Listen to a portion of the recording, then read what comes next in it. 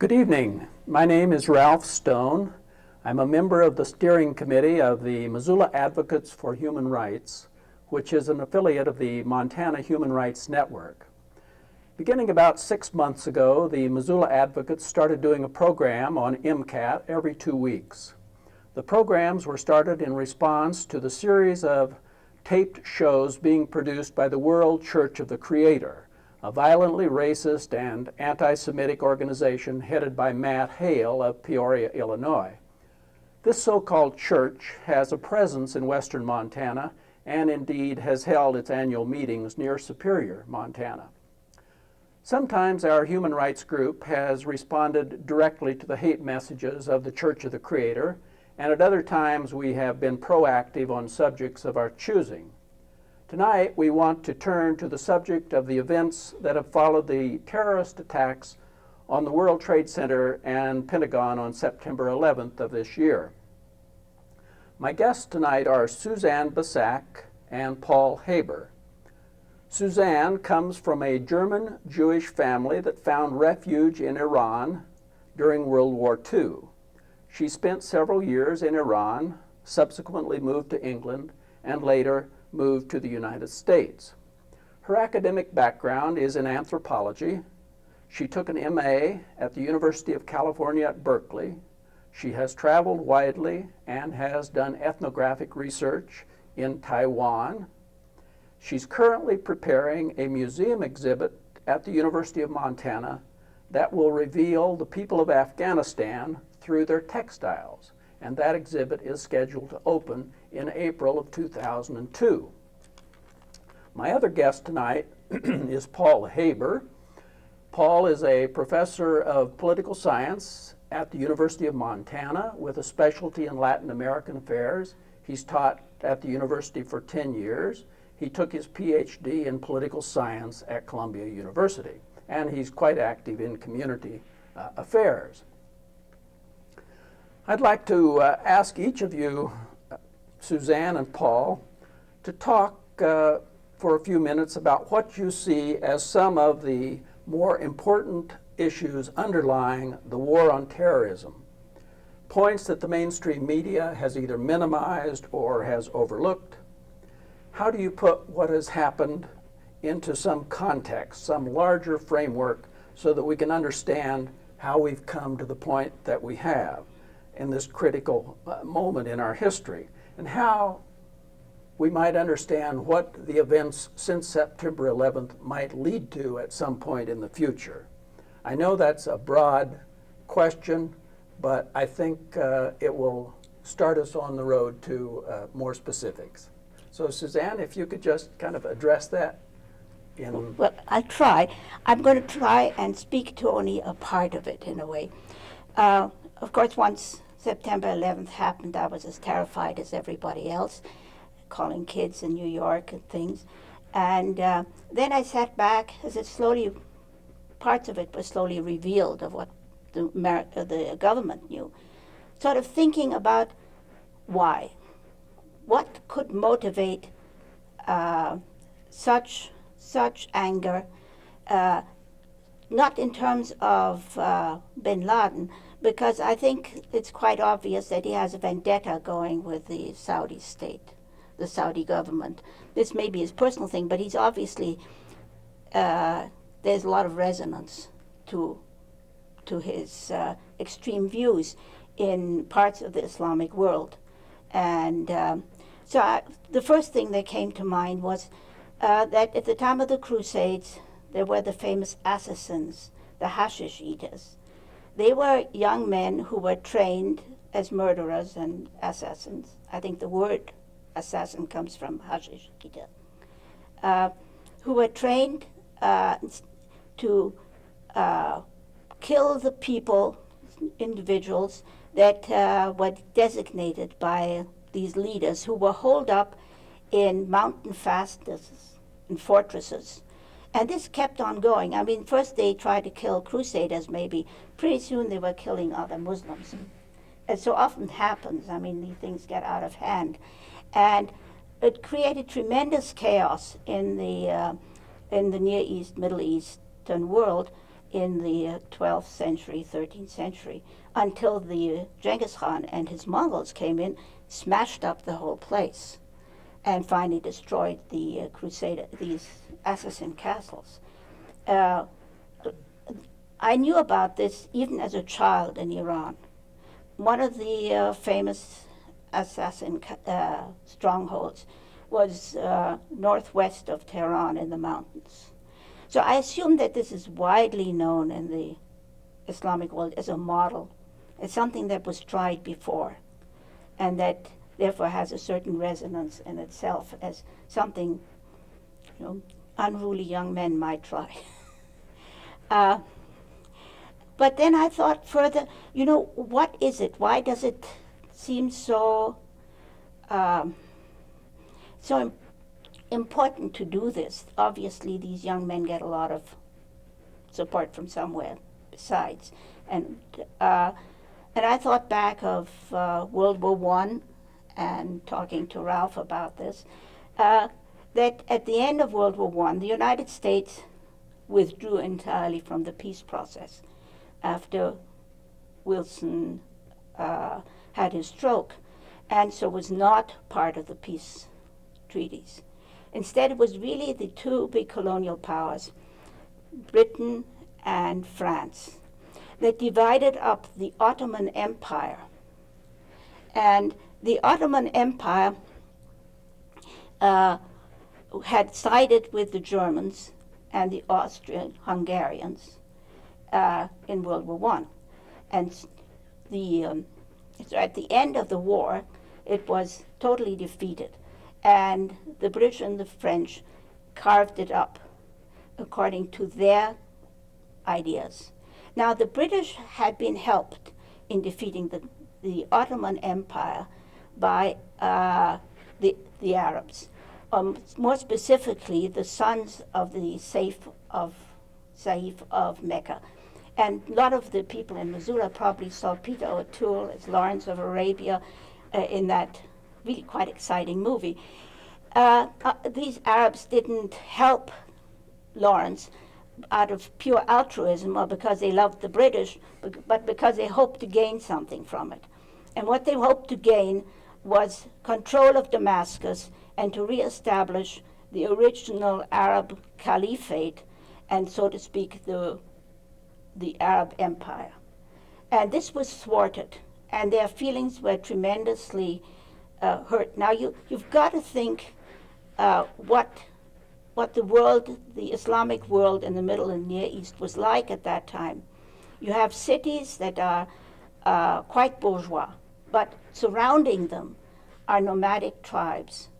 And these nomadic tribes are really tribes of pastoral nomads, are really warrior societies, with an intense sense of honor, intense sense of chivalry, and a sense that they have to maintain their honor.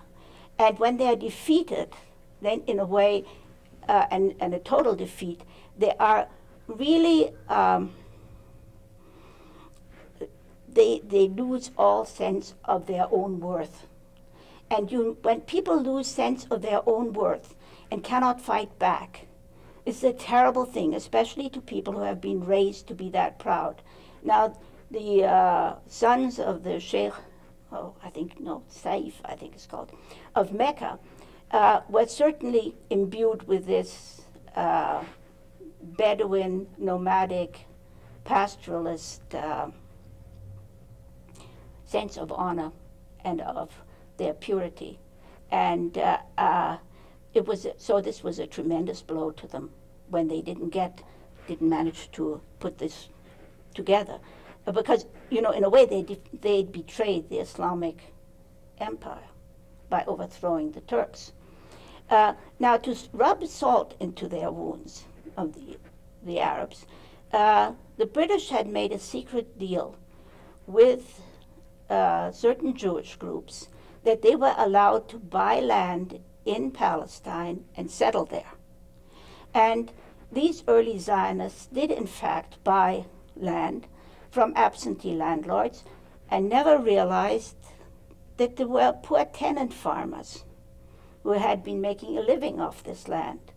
So they got shoved off the land, and no attempt was made to take care of them. So their anger sort of boiled, and the tribal chieftains and those who connected with them felt terribly déclassés, lost in honor. And this continued. The British and the French, the Americans were sort of out of the picture, didn't really catch on to this. They've just, well, it was colonial power, you know. I mean, the interests of Britain and France were important. The ordinary people on the ground, well, they'd better just get on with it. And this continued through pretty much through World War II. After Pearl Harbor, the United States came in again, and were really sort of the handmaidens to the British and the French in terms of the Middle East and North Africa and so on. After the war, then the Americans became very involved. America was never a colonial power, but it got very involved with oil. And of course, after August 1949, when the Soviets detonated their first atomic bomb, and the Cold War was on. So there was tremendous sort of explanation, rivalry and use of the oil companies are private, but they're always also protected. And of course, this ultimately culminated in the Gulf War, which was really fought about oil more than anything else. So you're saying that while the United States was not the principal player up until World War II, that we had actually withdrawn into our shell after World War I, we did become quite involved during the Second World War as we became the dominant power in the world. And that, as I recall, Franklin Roosevelt even met with King Saud just after Yalta on a warship out in the Gulf, and that in effect they had made a deal that the United States would protect Saudi Arabia in return for easy access to the oil. And I think I've heard you say before that you think oil is still driving foreign policy. Well, at any rate, I don't know what's driving foreign policy now. I leave that to the political scientists. But I think that certainly it was very important. You see, the British had a monopoly on the oil in the Gulf, pretty much. They found the oil originally. And the Anglo-Iranian Oil Company built up the facilities at Abadan and so on at the head of the Gulf. What happened is that later on, it wasn't that America was immediately the sort of leading greatest power, I think, during the war, but after the war, with manipulation of various sorts, then American oil companies got into the Gulf area and were able to compete, so that it became much more of an American situation as well. It strikes me that in all of the stories that we've seen on television about this whole crisis that Bush calls a war to eradicate evil, which you can't escalate a war much more than that, very little attention has been given to the role of Saudi Arabia and oil, and how bin Laden is connected to the Saudis, and how he feels that the United States' presence there is an insult to Islam, but you hear a little of that, but you don't hear the oil connection very much, and for good reason, because that might deflect some of this sentiment that is so strong right now in the country. But also there isn't any oil in Afghanistan. So that point, I mean, you can't play it too hard, because it doesn't really explain the Afghan connection. Well, there are dots in Afghanistan, and there are dots in Saudi Arabia, in the Middle East, and I think the role of analysis is to connect some of the dots. Yeah. And that's all that I'm saying. No, in Afghanistan, we're not talking about oil. No. But in the Caucasus, certainly, there's oil, and Clinton was very much interested in his policy They're moving the in. Caspian and Yes. Kazakhstan and so on. Exactly. And now, my final point is that there had to be a proximate cause. There had to be something to trigger 9/11. And it seems to me that the withdrawal of the United States from the United Nations Conference on racism, they don't really mean racism, they mean discrimination based on birth. There was this big conference that, and the Islamic countries said, you must include Zionism in this conference. And the United States said, we will not accept any attack on Zionism, and we will withdraw. And if you remember, Colin Powell did not attend. Now, just before that, Barack had said to, in the peace deals that had gone on and on and on, he demanded the right for a Jewish right to return to the land of Israel, on the basis, I suppose, of 3,000 years ago, that area was the kingdom of King David. But he said very clearly, I refuse to allow any discussion of the Arabic right of return, because it will dilute our country. And that is, in my words, those are fighting words. You see, these people lost their homes, their villages, they've got the cemeteries of their ancestors there. And their feelings, and they've been crowded in pretty hideous refugee camps all around the edges. And this is terrible, terrible indictment of, I would say, Israel and the West, in having allowed this to continue to percolate, on the back burner maybe. But this is something that needs to be resolved. You can't have a right of return of some people to the land where other people are living, but those people, if they've been displaced, pushed out, their houses destroyed or something, don't have the right of return. Well, why don't we return to this subject of the current tensions in the Middle East and the Israeli-Palestinian conflict and the West's role, in particular the United States. And I think you provided us a good background in the context of the Middle East. And I'd like to turn to Paul and see what he thinks about the underlying causes or the context that you see this current crisis in, Paul. I think I'd like to start by actually responding to something that you briefly alluded to, which had to do with President Bush being able to make an announcement that this is a war of good against evil, and essentially have all the mainline media and a very large swath of public opinion listen to it with a straight face and just absorb it in and think that this is a proper way to be understanding what's going on here. I think there are a number of reasons or a number of ways that one might try to explain that. And the way that I find to be the most useful has to do with a term that you were just using, and that is one of empire and the history of empire. I think there's a great deal of confusion within the United States about resentment in the world because we don't think of ourselves as an empire. We are an empire. We are, in fact, at the current moment in history, really the only global empire with a global reach. Empires always generate resentment, resistance of both armed types and unarmed types. There's never been an empire that dominated other peoples that didn't have resistance to it.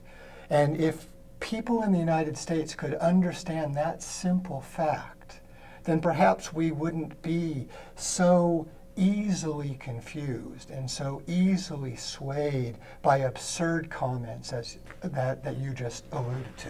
May I ask you a question? Sure. You must define empire, because to many of us, empire really means real conquest and real domination, in the sense that the British had an empire.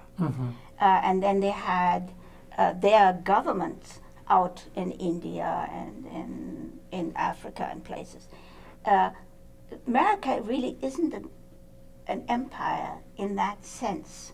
And it's I think it's very powerful and therefore can dominate a lot of areas, but not quite in the way that Britain could make India jump, during the attack in World War II.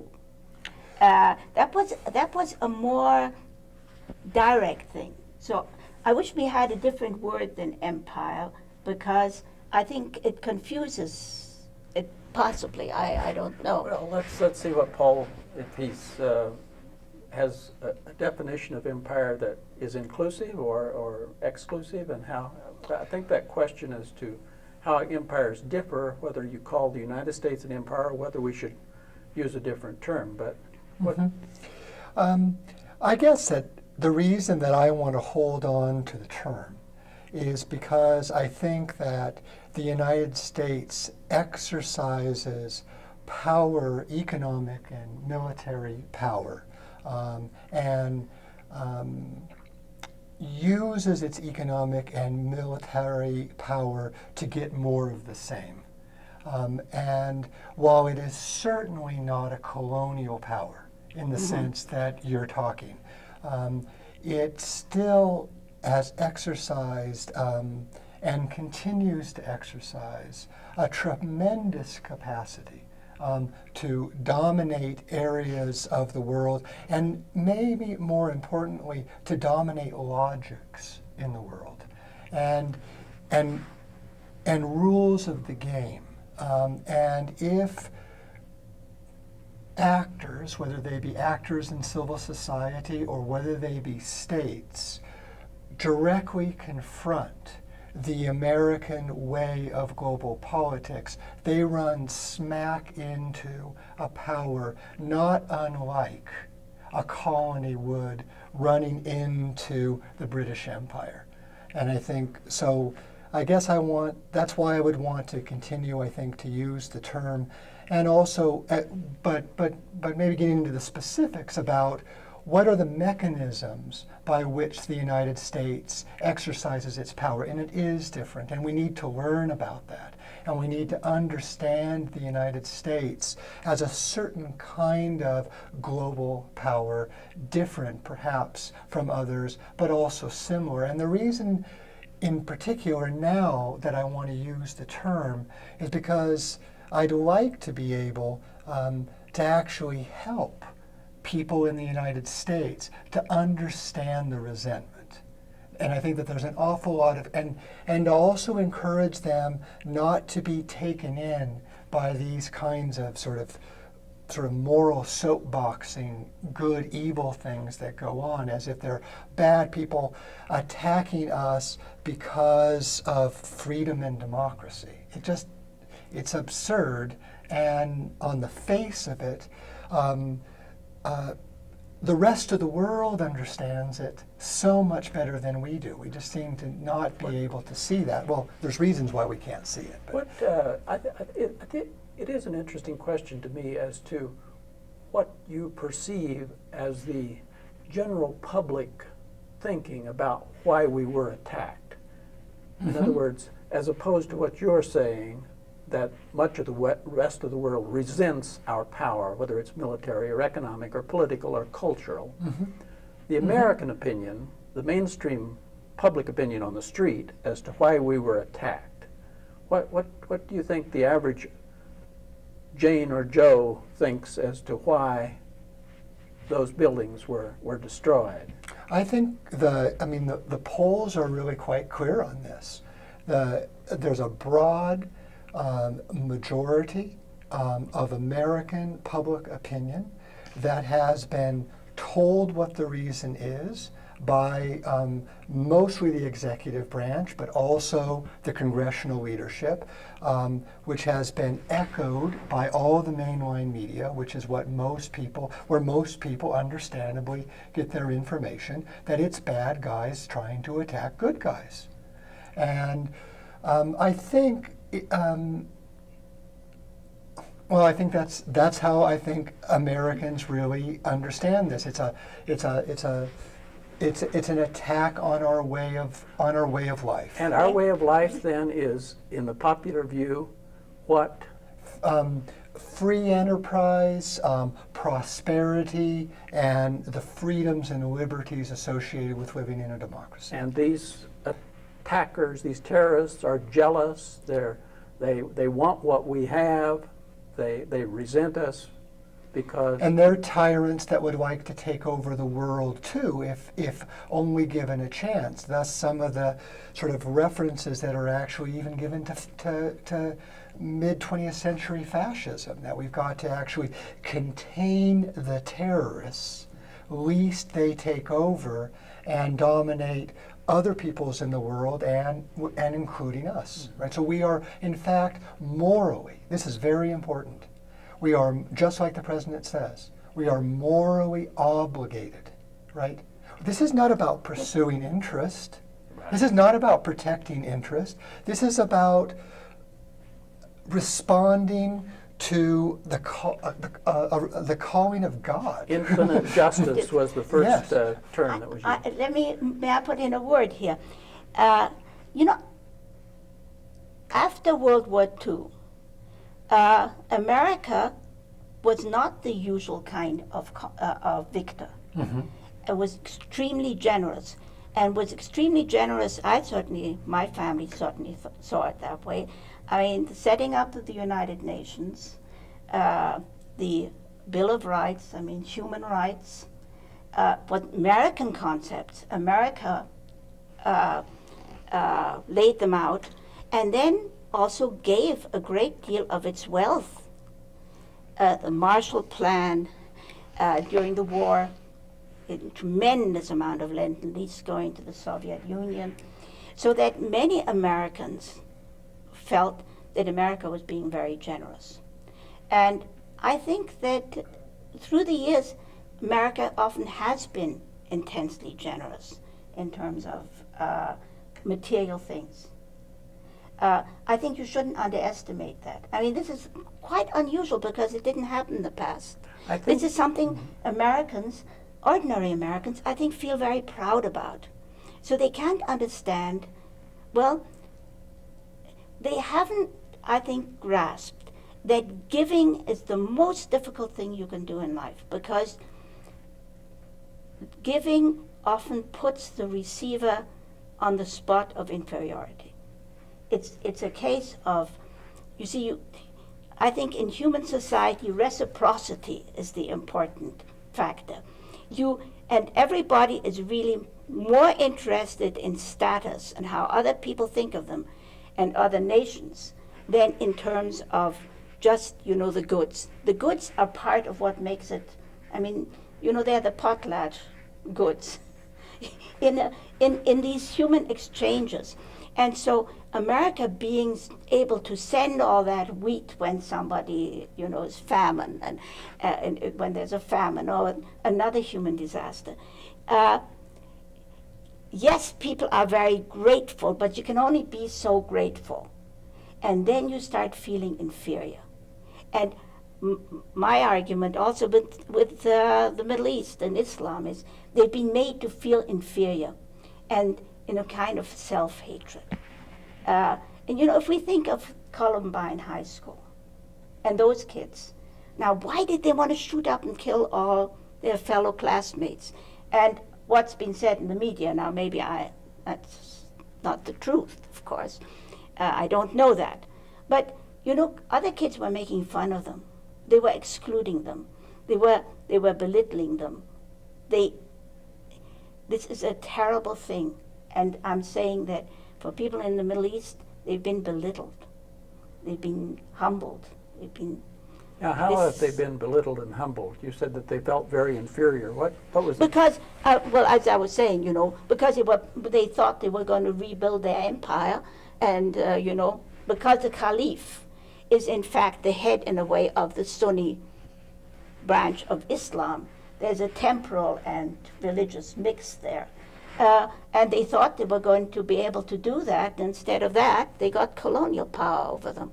Well, Other people sort of running their lives for them. That's a very humbling thing. You talked, Suzanne, about our role in World War II, our generosity, Lend-Lease and the Marshall Plan and the Truman Doctrine and Point Four and all of that, and establishing the United Nations. And I think it's well demonstrated that in times of famine or natural disaster, American generosity is really spectacular. When there's a hurricane, the people respond to it. And I think even here in Missoula, you see school children who are raising money for the children of Afghanistan. I think in some ways that's distinctive from the kind of systemic foreign policy that might say to the United Nations, after having set it up as a great world body building upon Wilson's League of Nations, and then saying to much of the world, well, we'll use the United Nations when it's in our interest. We're not going to pay a proportionate amount of the dues. We're going to thumb our nose at this international body and related international bodies when it's not in our interest to support it. And I think there's a lot of the world that thinks that we're hypocritical, that we have wonderful ideals, and every nation is hypocritical, but it seems to me that that's a source of a lot of resentment. Well, I'm sure hypocrisy is, but of course, here's where your attitude towards the Soviet Union sort of comes in. I mean, there was Soviet Union was a threat. They did have piles and piles of atom bombs that they presumably wanted to throw at the United States. It was a balance of terror. And the Soviet Union was sitting in the Security Council. It said "niet" to everything. The fight went all the way, so that in many ways the United Nations didn't function as Wilson and Truman and so on hoped it would. It was very difficult to make it work. It became a sort of forum for people to express themselves, maybe. Many people that should have been given support by the United Nations, like Tibet, didn't get support, didn't even get a seat. So it's like all human endeavors, very, very imperfect. But I think for many Americans, I think rightly, I think you should be very proud of the things that America tried to do. I think it became so powerful because it tried to do good things.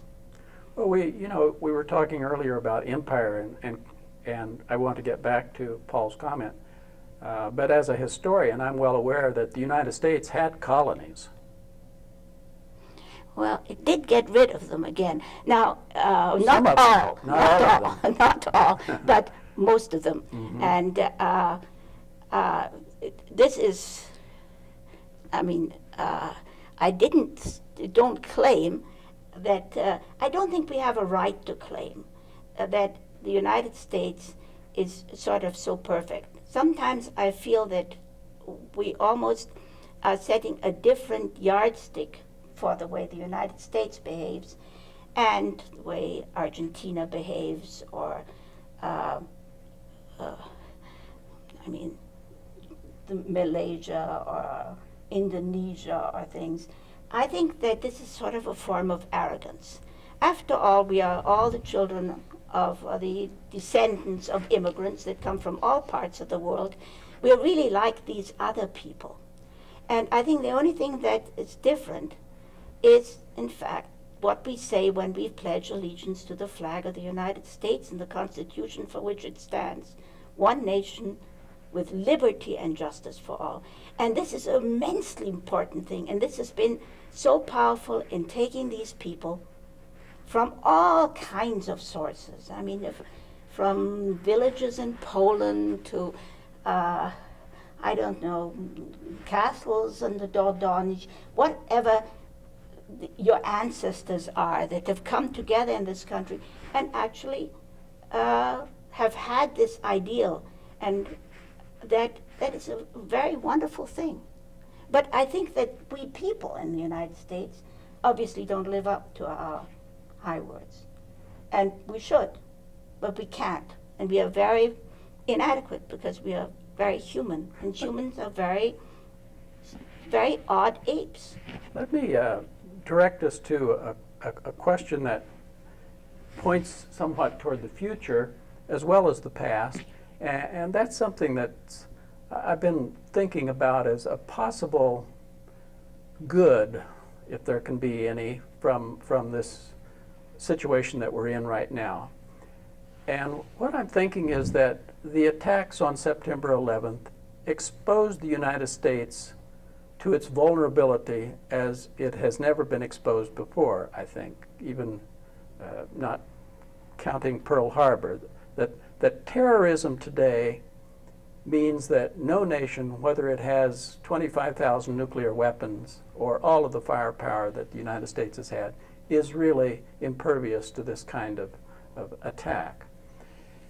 And furthermore, it seems to me that if we're going to deal with this on an international level, which we must because these terrorist networks, as nearly as I can see, are international, then the possibility opens up that the United States and other nations will start to shed some of that nationalistic rhetoric and really move genuinely toward international institution building.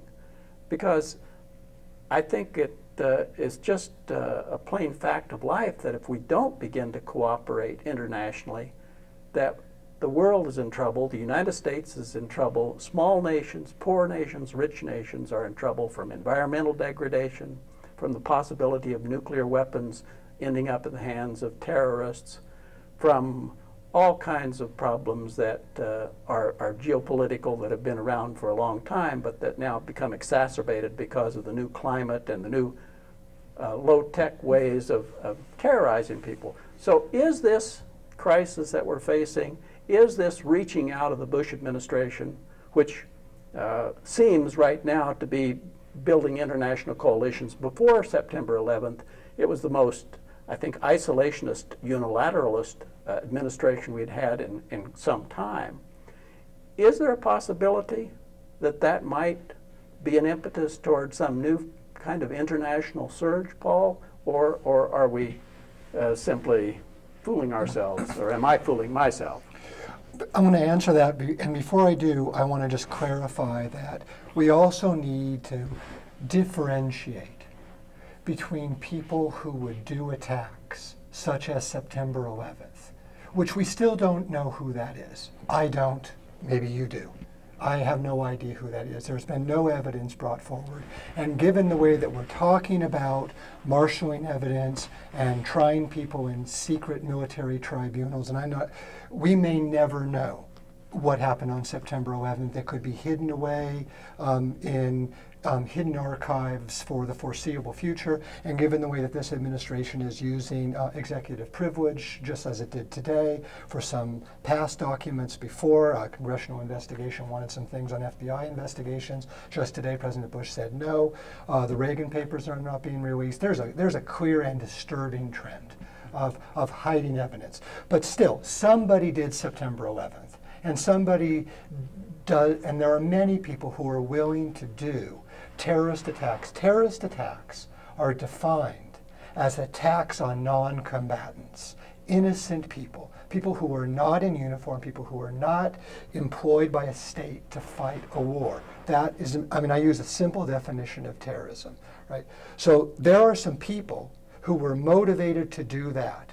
We have to differentiate between those people and these deep and myriad sources of resentment towards the United States. Those are two different things. Many, many people in the world feel resentment about the way the United States conducts its empire. That's in my way of thinking, right? the vast majority of them would have absolutely nothing to do with an event of September 11th. Okay, so that's just really important to always remember. I mean, President Bush has made that point on a number of occasions, and he's absolutely right, and we need to remember to do that. Back then to your question about what might be the outcome of this thing. I want to go back a little bit to the end of the Cold War. And briefly at the end of the Cold War, there began a process by which the world was going to understand what the new logic of the world was going to be. Clearly, for most of the world, the logic during the Cold War years was the Cold War logic, was an East-West conflict headed up by the Soviet Union and the United States and its complex system of allies. When the Berlin Wall fell, to pick a time, 1989, the world moved into a questioning period about what was the world going to be like? What was the new logic going to be about? And particularly, what was the United States going to do? And how was the United States going to conduct itself in this new world? And to try to make a very complex story, to give a summary to it, I think that what became clear by the early 1990s was that the logic was what was globalization. And what was globalization going to mean? We had clearly an increasing pace of internationalization and international relations, not only of state actors, but non-state actors, increasing, more and more people being influenced by more and more forces and factors outside of their nation state. And I think that throughout the 1990s, there was a very intense debate about what should be the nature of that international relations. And from my perspective, what was dominating that logic was an economic logic of international capitalism, pretty much in the style that the United States would like it to take place. And it exercised that control through, not through colonies, but through very important international institutions such as the International Monetary Fund, the regional development banks, and perhaps most news noteworthy or got most press, the World Trade Organization. So there was clearly an ongoing logic of spreading international capitalism, excuse me, facilitating rules of the game and institutions to allow a certain kind of capitalism to expand around the world. But throughout that period of time, that process was intensely political, which is a good thing. By intensely political, I mean that there was a debate that took place, and people raised questions. One of the points of view that I think many people wisely took was, look, the spread of market capitalism in a similar to U.S. style, maybe we can even live with that, but what we are not able to live with is that as adequate unto itself. We need other things. Free markets are not going to satisfy all human needs and human wants. Where was this debate taking place? Well, it took place in Seattle in a very dramatic kind of way. I think it took place in wherever you found thinking people about the international system. It didn't seem to me it was taking place in the halls of Congress or in the State Department to any degree. I think the debates took place. I don't think you got the policy outcomes you might have been looking for. But I think even in congressional hearings, you have congressional hearings about international labor issues. You'd have congressional hearings about international human rights. You'd have certainly congressional hearings about the building of international environmental regimes. And those are the three categories that I think were the most important. You were talking a little while ago about the possibility of building international institutions, right, that respond to, that articulate certain kinds of logics and then try to create a power base so as to be able to work on that logic. And I think during the 1990s, that's what we saw. I might have been unsatisfied. I think a lot of people were unsatisfied by how dominant, not monopolistic, but how dominant the US-style capitalism logic was in this definition of a globalized world. But I think you saw this debate going on. Again, I'm not satisfied as it was enough. And what I'm worried about here, and just really briefly, is that that debate is being suppressed and shoved off to the side so as to make room for really two logics. One of international capitalism, which you've probably noticed, is just going along. We had a vote the other day for fast track. I mean, that's a very important manifestation of what I'm talking about. And now we have this other logic called, international security, the war on terrorism, which is going to be sort of the police arm of this other logic. That's what I'm worried about. I hope that doesn't happen. I know that not everybody has given up on this, but I think people who are involved in those fights, in those struggles, in that political process to define globalization to include more than an economic logic are worried. I just think that the way I've been viewing the debate over globalization in the 90s is translating into international terms the ideas of Reagan on the domestic front, that trickle-down economics will work if you put money in at the top and you give the corporations what they want, then that will redound to the benefit of the peasants and the workers down at the bottom. And on an international level, if the United States and its corporate allies, not only the banks, the World Bank and the IMF and others, but American corporations, if they go out into the world, that wealth will trickle down to the peasants in the Middle East and Indonesia and Latin America. But you saw countervailing logic, for example, Kyoto. I mean, I know Bush pulled out of the Kyoto Agreement, but look what Europe did. They threw a fit. And they're still throwing a fit about that. So that's what I mean. I mean, yes, I'm not satisfied. The fact that Bush pulled out is reprehensible out of the Kyoto Agreement. But that was not the logic that you just described. Right? I don't know if we need to talk about the Kyoto Agreement, but it was not. Right. The wealthy people are going to sort of win out. The wealthy people were going to pay out of the Kyoto Agreement. Well, right? Yeah, to a limited degree, whether they were paying proportionately or not. I'd like to take up your thing that this globalization was going to trickle down. I mean, the obvious case is China. China has a perfectly reprehensible government, and we believe, our government has said that if there's enough development there, it's going to stop being so tyrannical towards its own people. And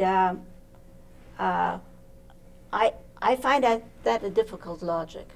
Now, maybe I'm looking at it in a certain short-sighted way because of, you make commitments early in life, very strong ones, very hard to step back from later on. Communism to me is a red flag, and I feel very strongly about it even now, so that I have bias, and I have a lot of bias about the communist China. Incidentally, talking about bias, did you see that tape of bin Laden's tonight? No, I haven't seen it yet. Well, I think bin Laden was in there. I think that he is very much involved. I think he knew, and I don't think it makes any difference in terms of what you were talking about. I think there are terrorists. We know we had our own Unabomber here. I think there are people who can become so fanatical, think that they're speaking for God or whatever, that they can do these things.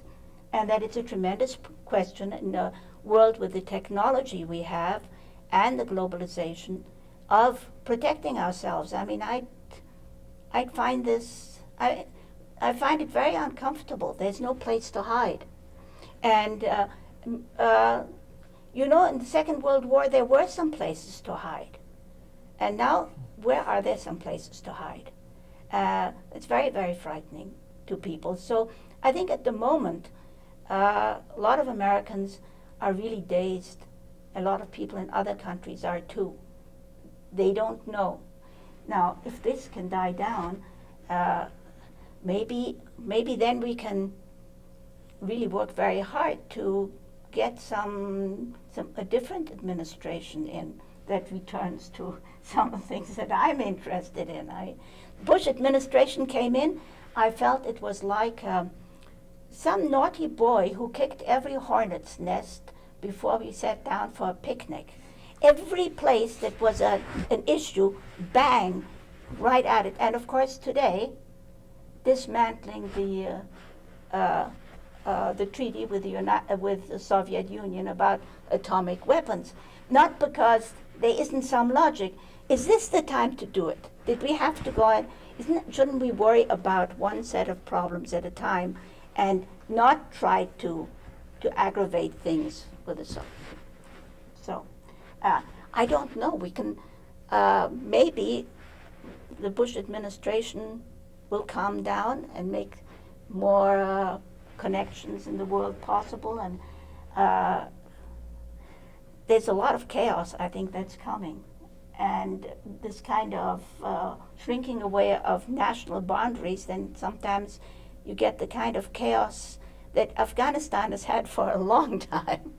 You know that everybody's more or less equal and nobody has the power of sort of reining in the bandits or the Enron corporations or whatever it is, that we ordinary people have to somehow keep on living under. Well, if there's no place left to hide, I think that suggests that we're all in the same room, and sooner or later we've all got to work these problems out together. I just don't see the logic of one power, or two powers for that matter, if we go back to the Cold War, dictating to the rest of the world what the shape of the world will be, letting those two powers, or now this superpower, say that the world revolves around me, that this is the sun and you are the little planets here. I don't see the logic of that in human affairs going on. Well, I think we have, sorry. Oh, go ahead. I think that's why we have terrorist attacks. I think we always have to be careful. Terrorists could also be freedom fighters. When you've got a setup where there is really no way that they can express themselves, no way they can be heard. As I said at this UN conference, the United States just walked out. There was no way that these Islamic people could express their concern on the world body. Because after the United States left, then it just sort of trickled away. So. And I don't think that there's really anything the United States could do right now that would moderate the views of people like Osama bin Laden. I mean, however, the United States has a tremendous opportunity here, I think, to do things to reduce the sympathy and empathy for actions like people like Osama bin Laden, of which he's just a representative of many people who will go to very extreme measures to respond against the way that the United States conducts itself in the world. We appropriated out of nowhere $20 billion to fight this war. Well, I would propose that we appropriate another $20 billion, and maybe I would like to believe that the American public is smart enough at this point to know that if we want to do it, we'll come up with the money. There's never money until there's there's always this kind of money in this country. What are you going to do with the money? Respond to the fact that close to half the world's population lives on less than $2 a day. It is time in this country to return to the kind of generosity that you spoke about before. But we've got to do it so carefully. As I said, generosity, giving is the most difficult thing. And I was talking about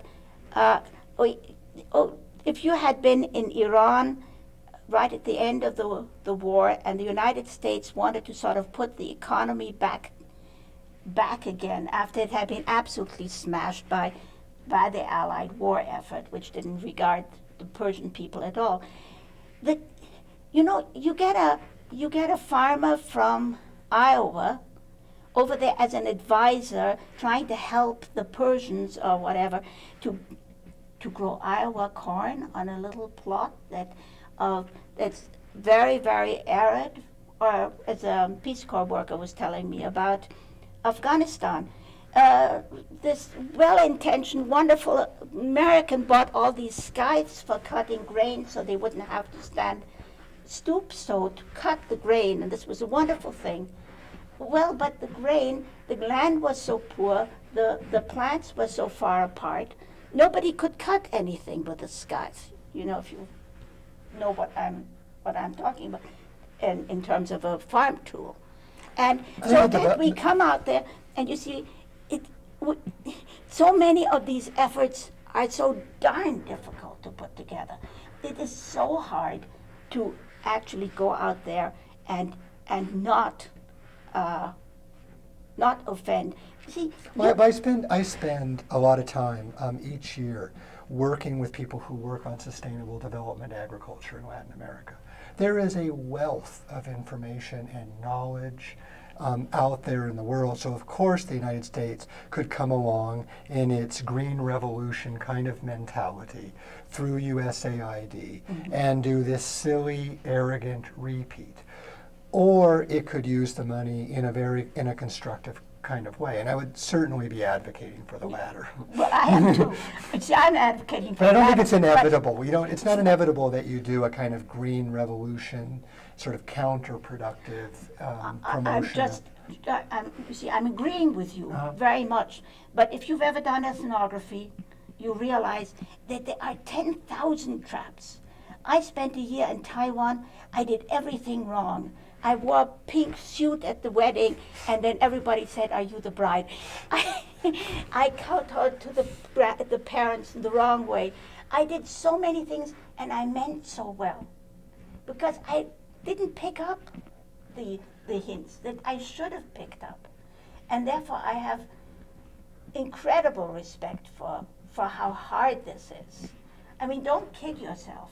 If you are rich and you go into those other countries, like Lady Bountiful, you come across like Lady Bountiful. And those peasants and those tenant farmers in England didn't love Lady Bountiful when she came by with a basket of goodies to look at their wretched house. Apart from the economic generosity or restructuring, I think generosity perhaps is too easy, but let's look just briefly at the political, because it seems to me that apart from American economic power, we have the United States propping up corrupt regimes around the world.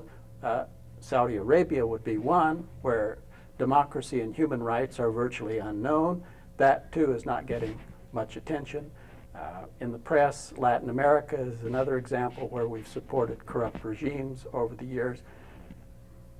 Don't you think that a new policy of internationalism on the political level is just as important as it is on the economic level, that we have to give more attention to the people who are distraught rather than to the authoritarian regimes who are living lives of luxury and this obscene wealth? I can't believe that's not important to our government. Or do we just have to still play Machiavellian realpolitik and say, well, they've got the oil, we want to be number one in the world, we want to consume, and by God, the devil take the hindmost. We don't care what those peasants are thinking. We don't care if people are starving. Now, if you confront Americans with that, oh no, we do care. Look how we give money. Look how we set up the Marshall Plan. We care. Well, the structure of the world is such that the United States remains on top. We're well fed. We have the problem of obesity in this country, while people are starving in the rest of the world. And I don't think in many instances people give a damn. But we prop up these regimes that perpetuate this inequality. Now, if we're really committed to the Constitution and the Declaration of Independence and all of the ideals of those great spokespersons over the last 3 centuries, why don't we put it into practice and really How? Oh, now let's talk about Saudi Arabia. I agree with you absolutely. Now, All right. don't get me wrong, but you know, Saudi Arabia is a Wahhabi country of extreme puritanical, purist Muslims. I think that the oil money is divided among, as I heard it, I don't think there's any Saudi who has to pay income tax or anything like this. I think they're all partly on the dole. It's the fact that all the work in the country, besides that's done by Filipinos or Javanese, or whoever, I mean Pakistanis, and they are, of course, and Palestinians, incidentally, and they are not getting any of this. And you see, it's a tremendous task, and I That's why wonder. we better start it now, isn't it? We should start. We should have started yesterday, but now I want the political science. Now, how would we go about it? Now, I think one way, of course, is to really start worrying about oil consumption and doing everything we can for alternative energy sources. That seems to me to wean ourselves from oil. The present day, I mean, if, you know, right now we are in a depression. It means that many people are unemployed, many of our children are unemployed, and you sort of start wondering, you know, how you're going to keep things together. Some of us remember the Great Depression. And so, I mean, so if we sort of say the end of oil, Saudi Arabia, we don't like you, Ibn, what's his name now, Faisal Ibn Saud, or whatever his name is, that's at the head there, go shove it or something. Then what do? It's such a difficult balance. So I want you to, you know, I mean, really, what should we, let's hope we survive this war on evil right now, and then what you propose United States should do? Well, I would. Go ahead. I think the first step is to recognize that our policies have been and still are slanted toward the elites, and that we have to redirect those policies toward reaching out to the people who are in trouble, who are the peons, who are the ones that are exploited. That's to me, that's the meaning of democracy. That the people as a whole have to have a certain level of equality before there can even be freedom. You have to bring these people up. We have to bootstrap these people up. You have to give them the help, the assistance. You were asking what $20 billion can do. $20 billion, I've read, will create sustainable water supply, safe, unpolluted water supply for over 1 billion people in the world who don't have it right now. There's an awful lot that money can do. If they don't destroy it themselves. You know, I mean, Afghanistan, I think, had a pretty fine water system in these qanats and things like this. But it wasn't, I mean, first of all, it was the Soviet Union that attacked Afghanistan first. It wasn't the United States in that case. And then, you know, after that, they had civil war and they blew up or poisoned or whatever their water systems. You know, I agree with you so much, but I don't quite know.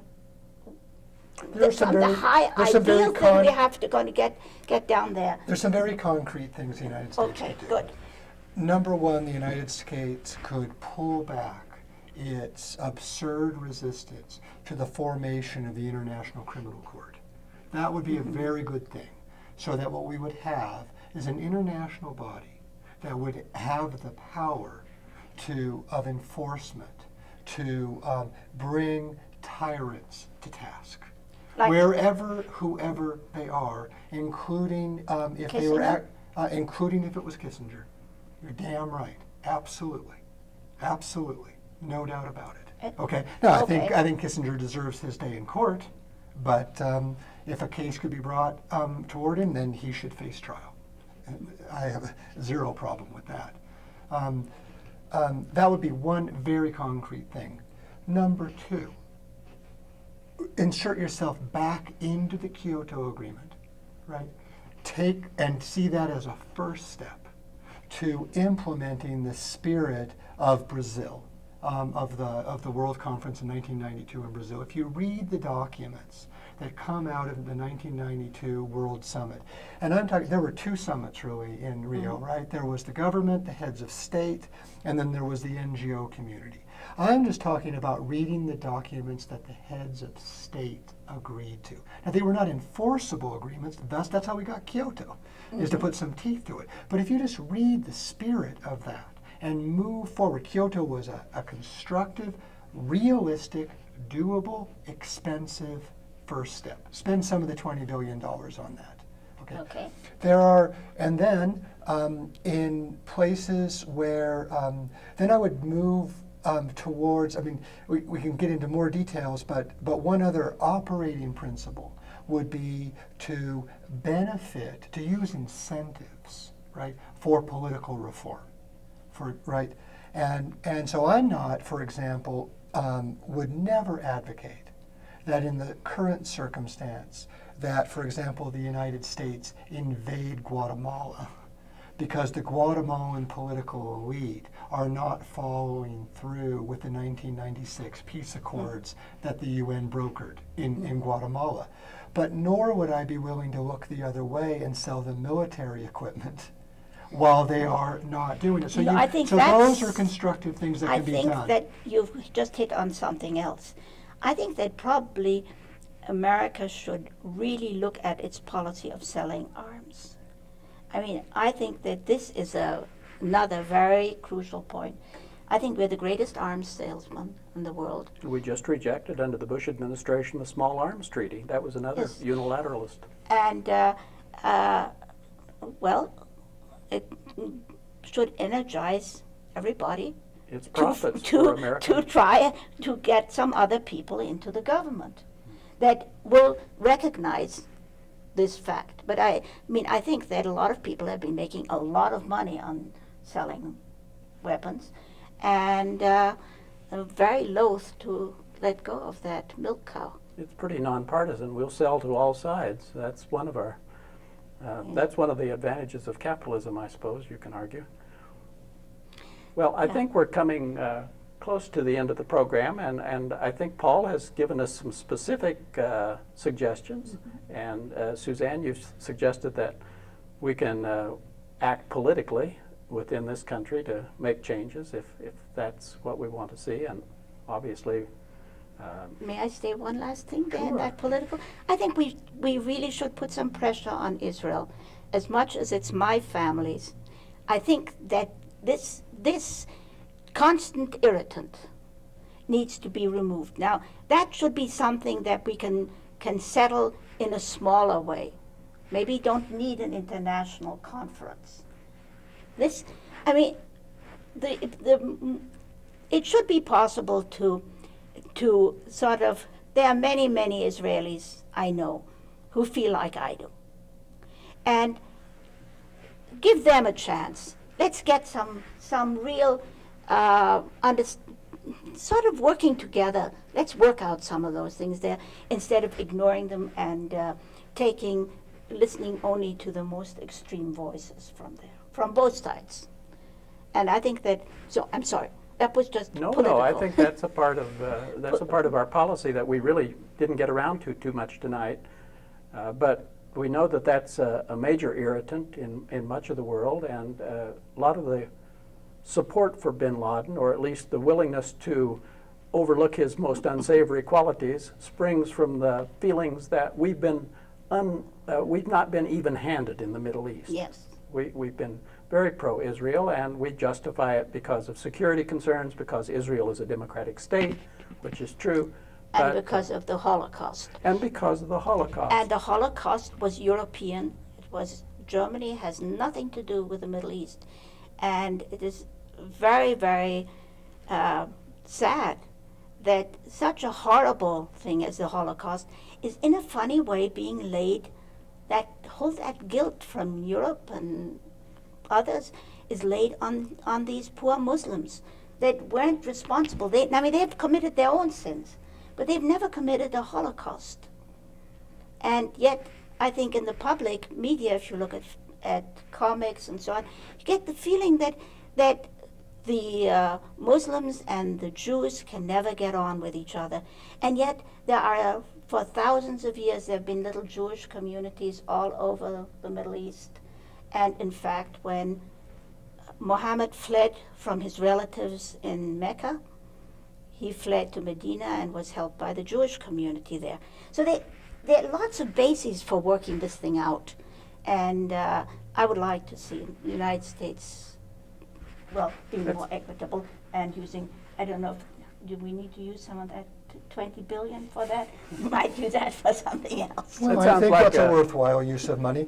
And I think the last, what I'd like to end on is a plea really to people in the United States to recognize that in the poor areas of the world, there is a wealth of talented, smart, knowledgeable people who have focused around this question of this theme of sustainable development, which can become a bumper sticker and can be used in a very kind of cynical way.